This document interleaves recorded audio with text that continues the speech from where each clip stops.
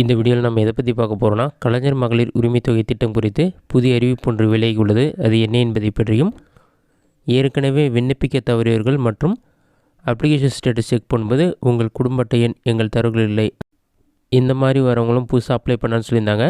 அது என்ன தகவல் என்பதை பற்றி பார்க்கலாம். ஃபஸ்ட்டு வெளியான அறிவிப்பு என்ன என்பதை பற்றி பார்க்கலாம். கலைஞர் மகளிர் உரிமை திட்டம் பார்த்தீங்கன்னா மறுவாழ்வு முகாம் பெண்களுக்கும் விரிவுபடுத்தப்பட்டுள்ளது. அதற்கான ஆணை வெளியிடப்பட்டுள்ளது.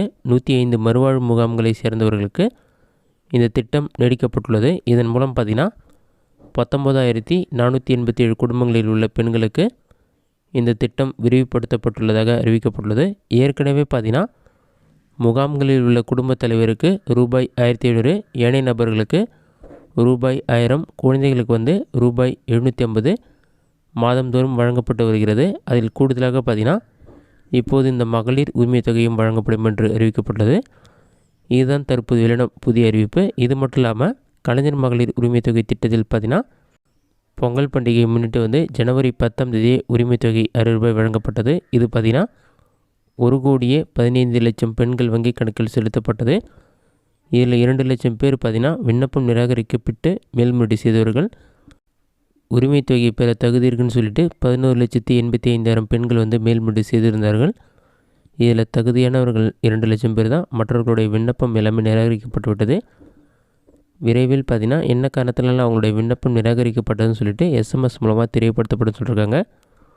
அதே சமயத்தில் ஜனவரி மாதத்தில் பார்த்திங்கன்னா மகளிர் உரிமை திட்டத்தில் விண்ணப்பிக்க தவறியவர்களும் அப்ளிகேஷன் ஸ்டேட்டஸ் செக் பண்ணும்போது குடும்ப அட்டை எண் தரவுகளில் இல்லை, அந்த மாதிரி வந்தவங்களும் மீண்டும் விண்ணப்பிக்கலாம் என்று அறிவிக்கப்பட்டது. ஆனால் பார்த்திங்கன்னா தற்போது வந்த புதிய தகவலின்படி பிப்ரவரி மாதம் கலைஞர் மகளிர் உரிமை தொகை திட்டத்திற்கு புதிதாக விண்ணப்பிக்கிற மாதிரி இருக்கும்.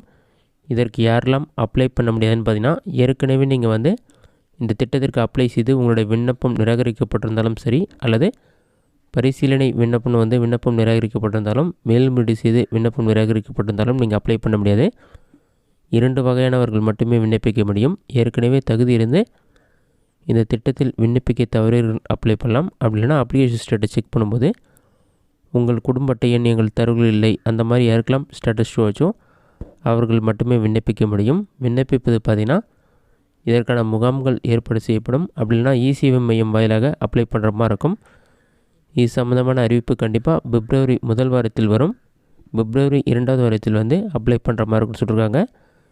பிப்ரவரி மாத இறுதிக்குள் பார்த்திங்கன்னா இந்த மாதிரி புதிதாக அப்ளை பண்ணவங்களுடைய விண்ணப்பம் ஏற்கப்பட்டதாக நிராகரிக்கப்பட்டதுன்னு SMS சொல்லியிருக்காங்க. ஏற்கப்பட்டால் அடுத்த மாதத்துலேருந்து அவர்களுக்கும் உரிமை தொகை 1000 ரூபாய் கிடைக்கும் என்று கூறப்பட்டுள்ளது. இதுதான் தற்போது வெளியான புதிய தகவல். இந்த வீடியோ உங்களுக்கு யூஸ்ஃபுல்லாக நினைக்கிறேன். இந்த வீடியோ பிடிச்சிருந்த லைக் பண்ணுங்கள். வரைச்சிட்டு விடுறதுனா கமெண்ட் பாக்ஸில் கமெண்ட் பண்ணுங்கள்.